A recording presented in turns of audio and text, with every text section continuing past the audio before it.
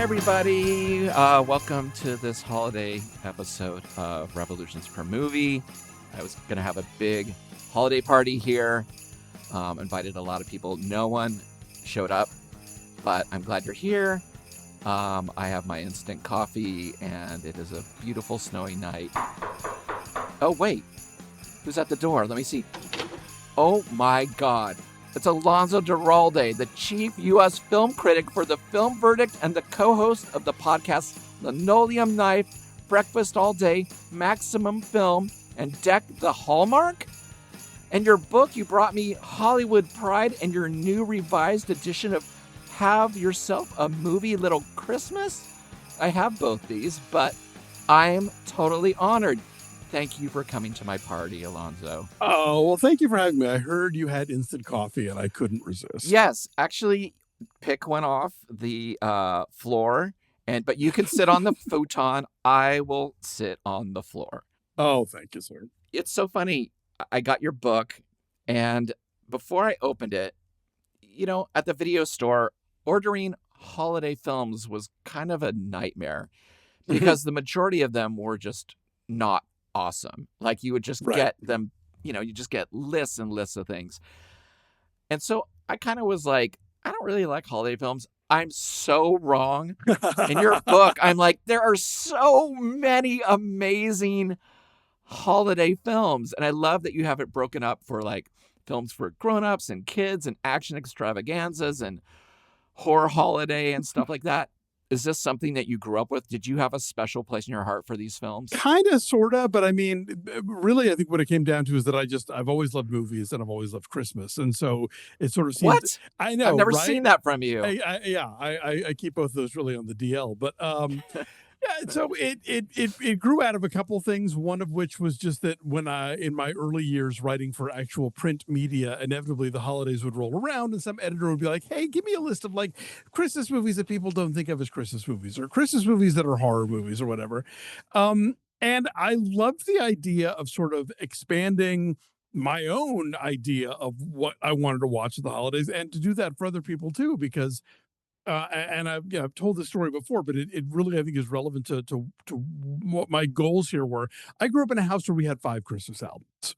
So to me, Christmas music meant, well, Bing or Dean or Andy or the Boston Pops or Perry Como. And so it was like to get out in the world and realize, oh, wow, like, Ella Fitzgerald and June Christie and the Raycon of Singers or whatever, was a real... It really blew my mind that there were all these different options that I just hadn't been exposed to. And so I just love the idea of like, if you were the kind of person that thinks, well, oh, it's December, time to pull out Elf, and not that you shouldn't, but maybe pull out one of these other things, And so I love what you were saying about, the barrage of terrible holiday movies and making you think you didn't like them. It's like when people tell me that they hate Christmas music, but all they hear is like the same 15 songs that every store plays over and over again. And I'm like, yes, trust me, you don't hate Christmas music. You just hate the songs that you never want to hear again. I don't want to hear those songs again either. I could blessedly go through life without anybody rocking around the clock or around the Christmas tree or jingling or whatever, like there's a handful like, oh, here we go again with this. But there's so much out there, and same with movies. Yeah, is there one that you just feel is so underappreciated? Like a movie that I can't believe people are still sleeping on is Danny Boyle's Millions. I don't know if you've ever seen that one. Yes, I did. Yeah. And it's so funny. I saw it when it came out in the theater. I forget that it's a holiday themed film. It's the one with the children in it, right? Yes, with the it's part of his Bag of Money series. Yeah, and again, I think that's funny because a lot of these movies didn't necessarily come into theaters like in November, December with like the holly hung up, but it's all there, And so so Millions is this really a charming tale about these two kids reeling from the death of their mother. The bag of money enters their life. They have two very different ideas about what to do with it, and it's just this beautifully kind of bittersweet piece with these two kids at the center of it, but also that sort of dark Danny Boyle humor. And I don't know why it just hasn't become more of a staple, even in like rep houses or the cooler streaming services. Like it's waiting to be discovered. The packaging for the film, you would not look at it and think it was a Danny Boyle film. And it's so funny No. when I saw it all the time in the video stores when they would try to bury the director. They're like, yeah, they made a kids film, or like so, or a holiday film. Let's just lead with that and not Danny Boyle because we don't know who that is because they're just somebody in some, office. And they still do that. Like a couple of years ago, there was this like kind of kiddie, spooky movie with Jack Black and Kate Blanchett. There's a pairing you'll never see again. Called The House with the Clock in the Walls or whatever. Uh-huh. And it's an Eli Roth movie, but you Oh, really have wow. to dig to find that because I guess they were not thinking, oh, the guy who remade, Cannibal Holocaust, like he also Right. has this adorable children's movie. Oh, that's amazing. Well, speaking of children's movie, I want to talk about a film that's in your lumps of coal in your cinema stocking section, the worst Christmas movies ever section of your book. There's a film called Santa and the Ice Cream Bunny from 1972. Yeah. Now, I want to read people the description you have here, and we're not even doing it justice. So, Santa's elves sing an incoherent song, sample lyrics, tra-la-la, but where's Santa? Tra-la-la, Santa isn't here. And they manhandle store-bought toys. Meanwhile, Santa Claus finds himself stuck on a Florida beach, abandoned by his flying reindeer who couldn't take the heat of the Sunshine State. Santa rallies the local children, including one who's jumping off the roof, holding on to a giant patio umbrella to come help him. Then Tom Sawyer and Huck Finn drift in on a raft as well. You say, don't ask. The kids try attaching various animals, a cow, a pig, a sheep, a guy in a gorilla costume, to the sleigh. None of the beasts can budge the thing. Santa tells the kids they've got to believe in their dreams and never give up, which prompts him to go into the story of Thumbelina, which is like a whole nother film within this film. It's like long. And it was shot, that part of Thumbelina was shot at a no longer existent Florida theme park called Pirates World. This film's stuck inside that one. It's like, did you actually sit down and watch this? Because I'd seen it too. I had it at the store. Oh yeah, I not only I went back. It actually popped up at the New Beverly one. Yeah, they did like this afternoon of like horrifying, like sort of kiddie matinee Christmas movies. So it was Santa Meets the Ice Cream Bunny and the Magic Christmas Tree.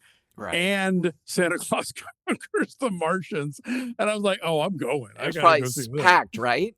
It was more people than you'd think. Okay, Maybe not packed, but it was, it was a healthy turnout for sure. Santa Meets the Ice Cream Bunny is you just can't believe anybody thought, yes, this is entertainment, but it is. It's like that Erwin Mainway character that Dan Aykroyd used to play on Saturday Night Live with the monstrously unsafe toys. If he went into film distribution, this would be the kind of movie that he would like bring to the kiddie matinee. You're like, how many people died during this shoot? It has that feeling of tragedy, like, we didn't tell that kid to not jump off the roof. We were like, just stand there. But I also, the weird thing about Pirate World is that I knew that film from an Iron Butterfly movie called Musical Mutiny. Oh, wow. That was shot there, right? And it was so weird.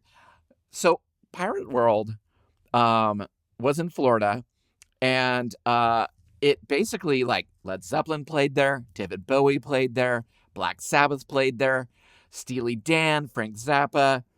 You name it. You think of it like a hard rock or like a kind of a band in the conversation, your Grand Funk Railroad. They all played this place. So I just love being able to see Thumbelina stuck into this film, watching Iron Butterfly in this other film, and then being like, what did Frank Zappa or David Bowie feel when they're like, I'm in Florida. Where are we playing tonight? Pirates World.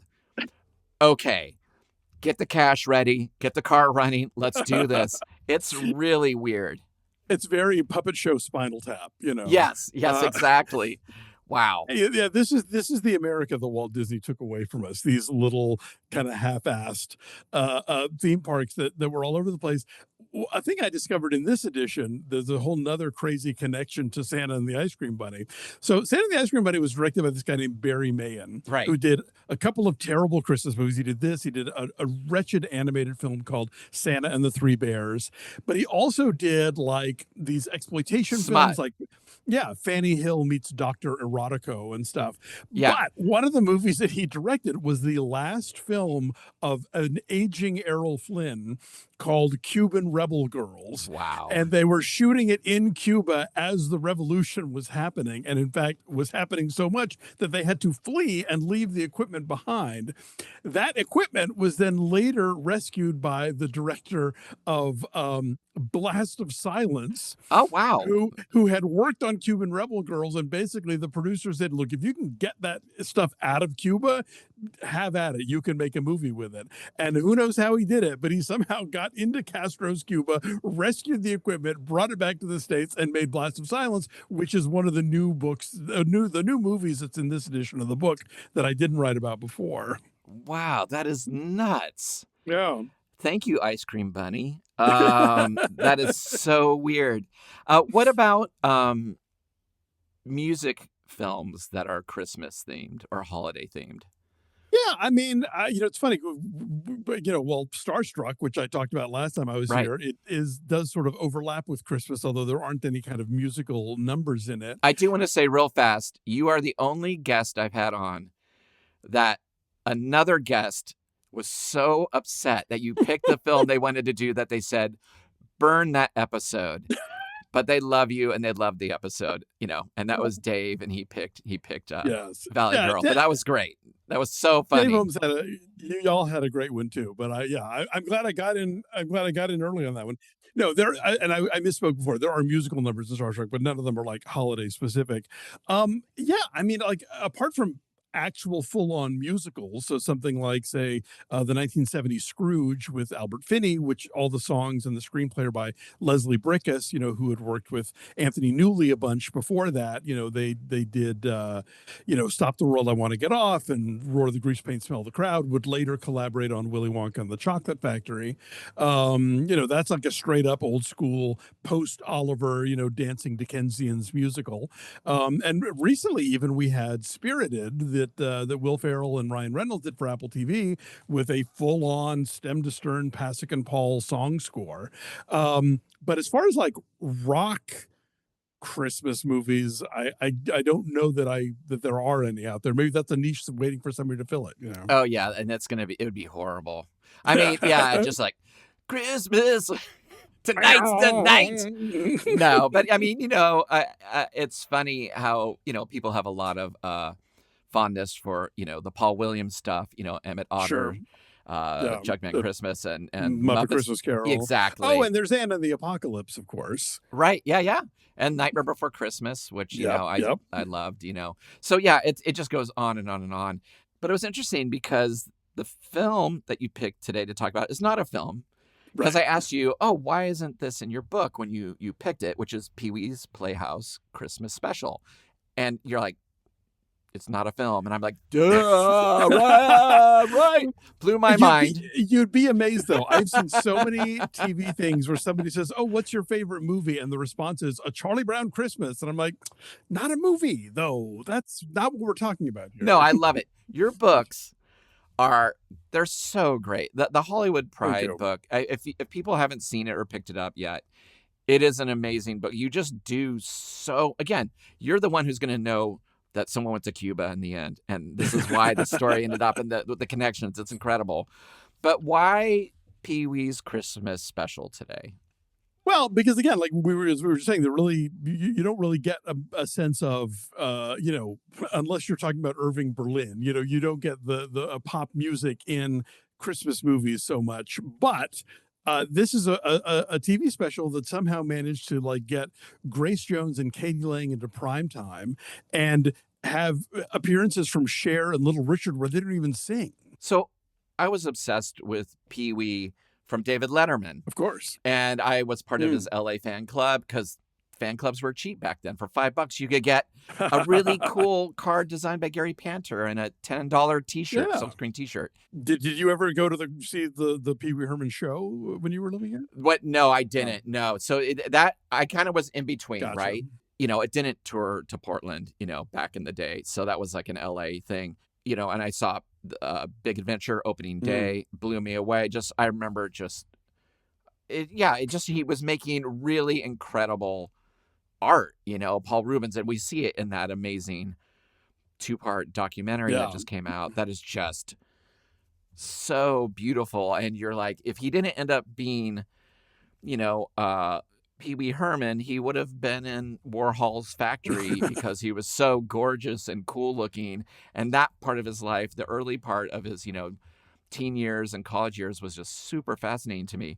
But when Pee Wee's Playhouse came on, I was in college, and it was like a bunch of tired college kids getting up early to watch this damn thing. We loved it, you know? And so what was really great was when the Christmas special came on, just to see even a different introduction after a couple years of just watching the show, you know, with a different, you know, camera movement, different animation, and the relentless roll call that he does at the beginning, where it's just like, you're like, I can't handle it.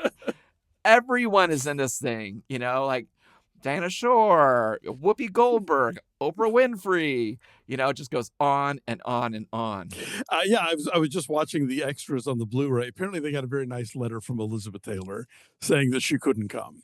But apparently they just invited a ton of people, and Pee Wee was such a white-hot zeitgeist figure at that point that, they got a lot of yeses. Yeah, that's amazing. Because, it was so funny to think how, like, it had not worn out its welcome. Right. It was just so well done, and it was done with such intent and beauty. And obviously, you know, like in the documentary, you see it's like so much care. And, you know, John Paragon, I believe, wrote this, who was Jambi, who was an old, you know, writing partner with Paul Rubens. And again, it moves so fast, but nothing feels, it doesn't stay in one area too long, but nothing feels undercooked or just like, we're going to stuff, you know, Little Richard in somehow. Right. Everything just makes sense. Like when it's time to go outside, it's time to go outside. When it's time to look in the refrigerator, it's time to look in the refrigerator. And the pacing of a show like Pee Wee's Playhouse, I just can't give it enough credit in terms of how much they could put in to an episode, but it never felt like wrong. Sure. Yeah. They were never vamping, and they were also never, you know, hurried. It always felt right. Actually, another thing they say on the Blu-ray as well, we'd have the animated sequence, and if the show ever ran long, that was always the first thing to go. So, you know, they thought about it, and they planned for contingencies. But yeah, the Christmas special, to me, I think, encapsulates what's so great about Pee Wee's Playhouse in general. And it kind of dovetails with the John Waters aesthetic in that you can goof on something and love it at the same time. You know, like that's what, like, Pecker especially is about, that idea that you can find something absurd and also adore it. And so here they are playing with the shape of the traditional television Christmas special and the barrage of guest stars and the sketches and all that stuff. But they're doing it with a wink, but also not with a sneer. You know, like they get why this is a form that works, why people want to tune in and watch it every year, and so they've got one foot in irony and one foot in sincerity, and doing it beautifully. Yeah, and I mean, even just coming out of the gate with the the UCLA men's Glee Club, dressed as Marines. One of the many things I loved about Pee Wee Herman. He was such an asshole too. He was such a, like, you know, he was like such a jerk, right? And the things where he's like in control of something, and he's kind of going by the Marine choir, and they're dipping out, right? You know, in a dance line, and he's like struggling to kind of find his way in, and he just shoots this nasty look of like, hey, well, like, cut it out, you know, but he has to keep going with the show. Like, I'm like, oh my God, like, I'm sure plenty of like actual, stage artists did that, like when they're doing Hello Dolly on stage or something like that. Yeah, I mean, you could unpack this character for there's a thesis in it, but part of the Pee Wee character is like on the one hand he's an innocent, and on the other hand he's this like petulant kid, Yes. who is very quick to anger and very like feeling encroached upon or not being taken seriously or not appreciated enough. So yeah, I love that look that he shoots during that opening number, because that's a Pee Wee moment. That reminds you that he's not just here to sing and dance, he's also here to get angry at the other dancers if he feels like that they're not doing right by him. All the characters are there. You got Conky and, Penny, and everyone shows up that's part of this world. Yeah. King of Cartoons and Reba. Globey and Magic Screen. Yeah. Well, okay. Like, if you had to spend time with one of those, like Man. I mean, like, there's the ones I like to look at, like I love looking at Cherry and Terry and Globey, but if I were to actually spend quality time with, it would probably either be Conky or Magic Screen, just because I feel like they can access things, Yeah, exactly. You want to spend time with Randy smoking cloves or something, Like, smoking makes it look cool. That character is one of the most beautifully designed things ever. Yeah. Like, just the look of Randy. The look of the whole thing, just so beautifully wrong. I just love it. As great as the playhouse itself is, like you were saying, then we're going to kick it up a notch and decorate it for Christmas, and decorate it for Christmas in the way that Pee Wee would, which is like lots of kitschy kind of, like 50s aluminum trees. Like you have a green artificial tree that is topped by a Weber grill that has a toy train running around the outside of it, and then another aluminum tree on top of that. It's like, yes, that's what I'm here for. Yeah, it was amazing in the documentary. At this point, they had moved into a proper studio. Yes. But that first season, they were shooting in New York, and it just was like practically, it looked like a studio apartment. It was just like, oh my gosh. So yeah, I bet like, once they had the scale, they could really like, I remember on season 2 just being like, there's another room back there now. Like, but we rarely get to see it, but it looks like there's lots of toys in the wall, Oh, that's so great. You mentioned Katie Lang and Grace Jones being introduced to, primetime TV, because this was a primetime special, right? Oh yeah. Right. Yeah. I would have to dig it up, but I don't know who else was putting either. I'm like, they were probably on like SNL or like Midnight Special or, one of those kind of shows. But the 8:00 family hour on CBS, I don't think we were getting much Grace Jones, or certainly not Katie Lang. She was still pretty new at this point. I remember being in college, when I was, I had a roommate with a VCR, thank God. So we could set it for Saturday mornings and watch it later.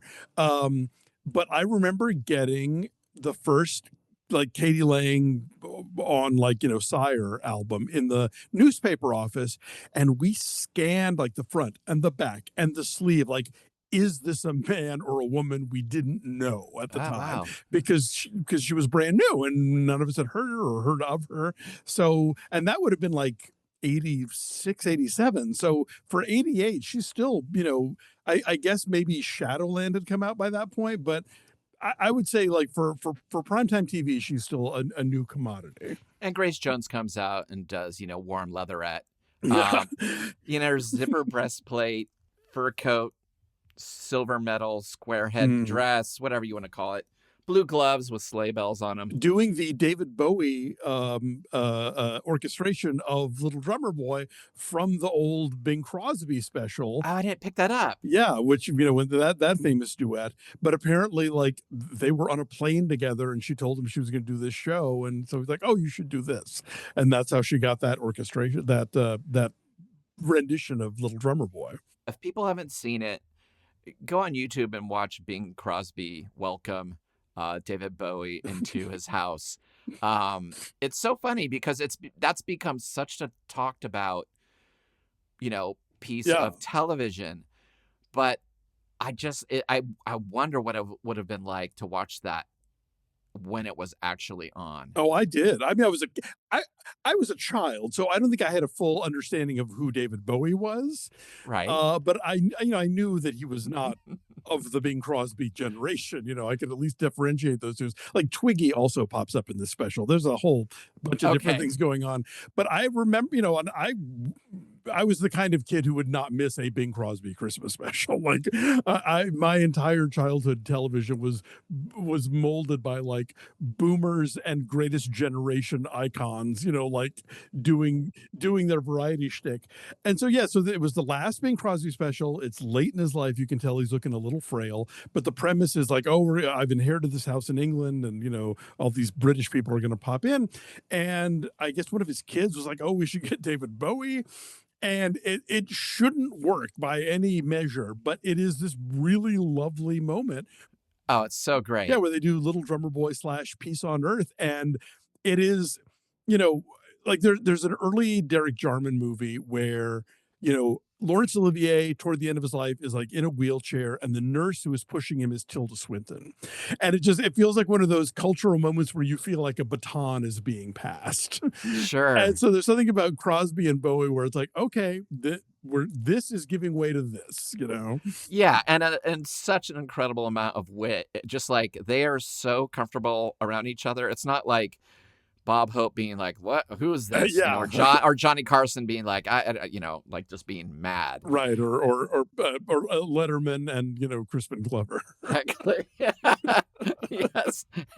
Well, you mentioned the musical variety aspects of our childhood, which I totally agree. I had Sonny and Cher. Mhm. My grandparents watched Hee Haw and Lawrence Welk, Yeah, and there was the like King family and Tony yeah, Orlando and exactly. Dawn, and yeah, And I just found out about Dora Hall. Do you know Dora I Hall? know the name. Remind me. So Dora Hall's Julie Klausner talked about this when she came to do the live event in Mm. Portland. Dora Hall, her husband was the solo cup Oh, okay, king, gotcha. right? He owned solo cups. Mhm. And he gave his wife he would just buy television time and do the Dora Hall like TV special, Wow. like an hour-long special where she sings and dances, and sponsored by Solo Cups. Of course. And of course, as a kid, you're just like, it's Saturday, it's 7 p.m. I'm 11. I got nowhere to go. Feed me. I'm bored. I've already read my books. I've done, I've ridden my bike. Give me the Dora Hall. The special goes by really quick, but I just love that it is filled with Frankie and Annette, Yeah. who, Pee Wee had just been in, and Back to the Beach. Yeah, and if you ever do a Back to the Beach episode, I will totally come back for that. I love that movie. I want to really try to get the director of Back to the Beach on, that'd be because great. she was one of the producers of Erga Music War, No way. which we've been doing on on the Patreon. yes, exactly. And her and Derek Burbage, who directed a lot of music videos. I They did not know were that part of that. connection. That's fascinating. Yeah. So, but yeah, it would have been kind of cool to see Wall of Voodoo in this. but I think one of my favorite moments is just the scenes with Annette Hmm. and Frankie. Their game. Yeah, exactly. And they're so optimistic and hopeful, and they're making their Christmas cards for Pee Wee, and it's just 500 cards by sundown or whatever he says. Annette is willing to do the green teeth gag, like they're sports. And I mean, it's a little heartbreaking because, she was diagnosed with MS while making Back to the Beach. So at this point it was even further along, but like she's giving that Annette sparkle, she's giving it all. That's what makes it work. I mentioned the David Bowie, Bing Crosby chemistry. It's like there's a tenderness there, there's a fun there. They're like, it doesn't feel, it works, like you said. And the great thing about this is like Pee Wee Herman, Paul Rubens is a superstar at this point. Like he is, you want to, like, if Oprah's going to come on your show, it's like Oprah is a get, but at the same time, it's like, she's like, I want to be on your special. That sounds fun. Everybody wanted to be part of his world at this point. Yeah, and so he can bring out somebody like Charo and the Del Rubio triplets, and it's like, I genuinely love these people, and I want you to see the uniquely, wackadoo thing that they do when they perform, and then Dinah Shore is in enough on the joke where she actually had recorded the 12 Days of Christmas, but she understands that's a song that no one likes and it takes forever. And so Yes. she's totally willing to do this goofy ass version where she's singing it for hours and no one's even paying attention. It's like they all they get it. Yeah, he ducks out with a fake Pee-wee. Yeah, with the Ben Cooper Halloween costume Oh, on it's it. amazing. And yeah, he's just like, it's just like, even he's like, I got other things to do. Yeah. I mean, it's so lovely. Everybody, no one really overplays their performance. No, You know what I mean? Like, Little Richard is incredible in this because, like you said, he's not singing. He's just Little doing Richard. shtick. Yeah. And he's doing it in that sort of kids TV way because he's talking about like, oh, I can't do this thing, but I'm going to keep trying. And it's like you want to see the alternate universe where Little Richard hosted a kids show with like valuable messages to the young people. Oh, yeah. I would have loved to have seen Little Richard on ice. I think that we kind of missed something on that. But I do feel like the biggest surprise in it that I'd kind of forgotten, because I hadn't seen this in a while, I'd forgotten that Cher was on this. Yeah. Like, in it, not like picture phone like Oprah, or Whoopi Goldberg. It's like she walks through the door. They had her for like 25 minutes. And it was literally a thing we're like, okay, Cher's coming. We're not going to keep her waiting. So she came, they did the thing, and bam, and she was out. But yeah, she answered yes to the letter.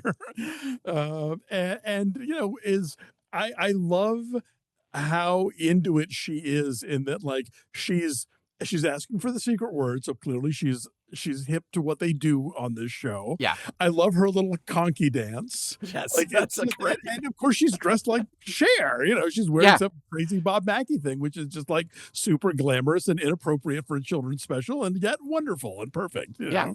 That was Cher. Yeah. Cher was right there. The same room as my chair. I hope I didn't stare. Yeah. There's a lot of new information in the new documentary about the recent documentary about Paul Rubens, and the kind of the tragedy in that of him having to, go back in the closet to just kind of do to be Have this a career in the 80s. Yeah. Yeah, exactly. This is one of the most queer pieces of television at that time that was like forward facing. Yeah. And that scene where, the whole joke is he keeps getting all these fruitcakes from people. Everyone just keeps hammering with fruitcakes, and that's the joke. Which is a very like Johnny Carson kind of old school like running gag for a TV special. It's great. But I love that when he reveals the wing that they're building it, it's just like hot, sweaty construction men. His contractor is Tom of Finland, Yeah, exactly. And it's just like they really linger on it. And it's like, I love that, I've, talked to a lot of people who worked with MTV and, Devo and the B-52s and the censorship of them being like, oh, that imagery, we know what you're doing French fry there. and the donut, we can't Exactly. You can't have that. So it's kind of, I think it shows the power he had too. That show, at least from the outside, it really was like they were doing their thing, and I think the network was just like, oh my God, thank you. Like we had no idea that this was going to become massive. Yeah. There's a joke about, Miss Yvonne standing over Flory, I mean, Yeah. they are getting away with some stuff here. But again, it's nothing you can't show a child, Right. Yeah. Well, that's some of the best, comedy is that, I did want to ask you about Christmas carols. Because there's the Pee-wee Christmas medley where he just starts, like 3 seconds of this, 3 seconds of this, and they're just rapping through. I didn't grow up caroling, and I didn't grow up with Christmas music. So like about 4 years ago, I was invited to this house, these people I didn't know, but, we knew people who were going, and they just said, you should come meet these people. And it was all songs around the piano. Oh, and wow. I felt like Bob Dylan in the We Are All the World video. Like I was like just moving my mouth, and I was like, they know all of these fucking songs. Like, it's amazing. So is but I feel like most people do. It's been my experience that yes, most people do. I definitely, as a kid, knew all of that stuff, and it was just partially from the 5 albums and partially just from TV specials or just going to. I mean, I didn't go to a lot of parties where people stood around singing carols. I certainly never like caroled door to door, but yeah, those songs just kind of became part of the fabric of my youth. Yeah, I'm also the kind of person who will be listening to the radio and be like, "Oh, I don't know the song," and then the chorus will come on. I'm like, "Oh, I Oh, totally know that it," one. but Yeah. I have like verse blindness. So like when it gets to the punch of the song, I'm like, "Okay, I have heard this Christmas song before." Yeah, and so it's kind of funny in that, like, apart from uh the Grace Joe. I guess okay, there've been like 3 or 4 Christmas songs until then, but this notion like, well, we gotta cover all these other ones, so we'll just do one line and move to the next one. Yeah, we're just gonna hammer. And they did do the dreidel song with John B's bouncing head and stuff. I want to give a quick shout out. Aaron Fletcher plays Santa Claus at the end of the special, and he did a ton of ads and stuff as Santa in the 80s. And is a really good one, I think. I will go down a YouTube K-hole of 1980s Christmas commercials like nobody's business, because it's a 1 minute in and out. They got to set the tone, the mood, and then M&Ms, and we're done and off to the next one. So they're really satisfying as like a quick hit of kind of holiday visuals. So anyway, I as soon as he came out, I was like, I know that face. I've seen him in all these different commercials, and of course I love the fact that Lawrence Fishburne is part of the Playhouse gang, along with the great William Marshall, who played Blackula, is the king of cartoons. Amazing. And that he and Annette Funicello got to hang out. It's like, yeah, that's a Blackula meets Annette. I think AIP is kicking themselves. They never did that one. I know. The Back to the Beach 2. Back to the Beach meets Blackula would have been Blackula to the beach. Blackula to, oh my gosh, there it is. So they even got top dollar Santa. Like they're like Paul Rubens was probably like, get the most popular, recognizable Santa you can. Santa, yeah, exactly. I don't put on this beard for less than 10K. That's right. I played this a lot in the store, and it was so lovely because a lot of times, I mean, this is interesting. I want to ask this too. Sometimes by the time it got to the actual Christmas time, people weren't in the mood necessarily. They were full up, like, and I think in a funny way, it's like some of these films we've talked about in your book, they're kind of almost better in like August in a weird way without the upcoming intensity of like, all right, I gotta fly or whatever, so I think that there's too much good music and too many good movies to possibly cram in between Thanksgiving and Christmas. So if you want to indulge yourself in this stuff the rest of the year, I say do it. I talk about this in the book. My friend William Bibiani is a really terrific film critic. After the first edition came out, he said, "Oh, we should start a Christmas movie podcast." I was like, "Oh, that's crazy. Who would?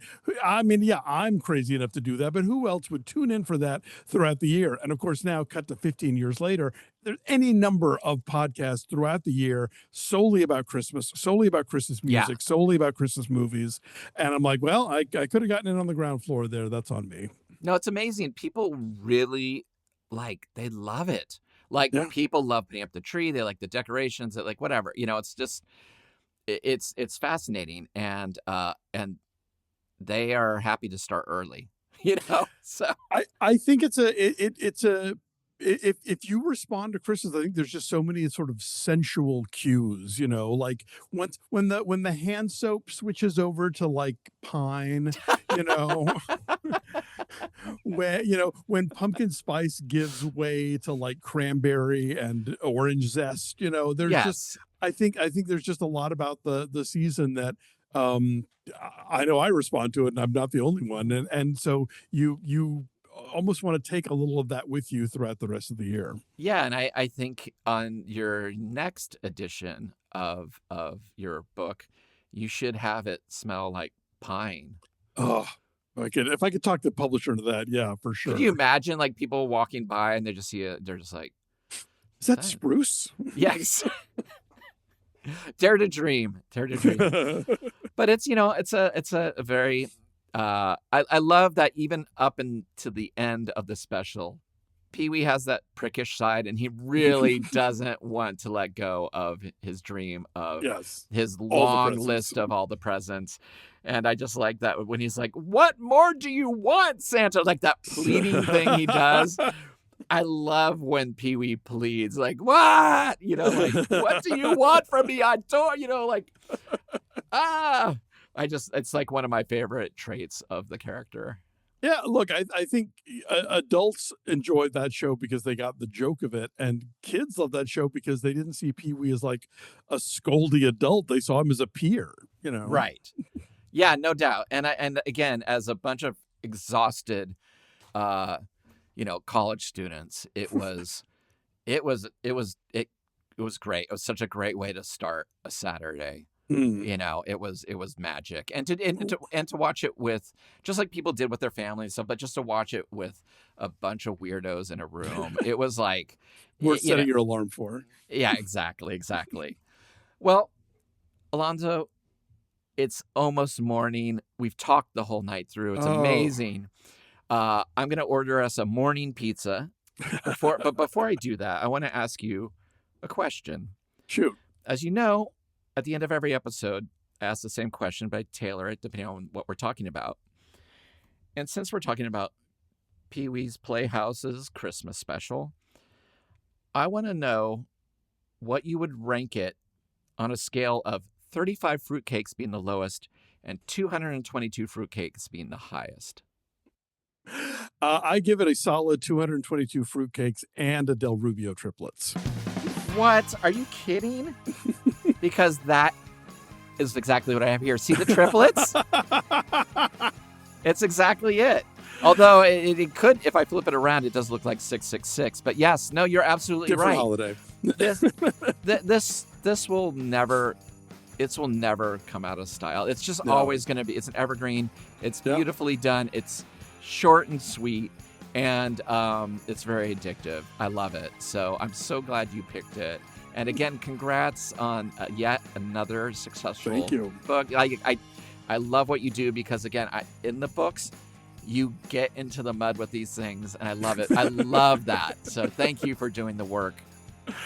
Well, thank you. And look, you are keeping it real on this podcast throughout the year, and I'm always impressed with the titles you dig up and the people you get to talk about them. It's always something to behold. Well, next time we'll have to do Starstruck the Christmas edition. So if you haven't listened to that episode I did with Alonso on Starstruck, get to it. Yes, it almost ended a friendship. Exactly. Happy holidays, everybody. Thank you for listening to Revolutions Per Movie. We release new episodes every Thursday on your favorite podcast app and additional bonus episodes every Sunday on our Patreon. The show is a completely independent affair, so the best way to support the show is through our Patreon at patreon.com/revolutionspermovie, where you can get weekly bonus episodes and shows, exclusive limited edition flexi discs and records and CDs featuring guests that have appeared on the show, and other exclusive goods sent to you just for joining. You can follow us on social media at Revolutions Per Movie and also find out more information about our various guests in the episode show notes.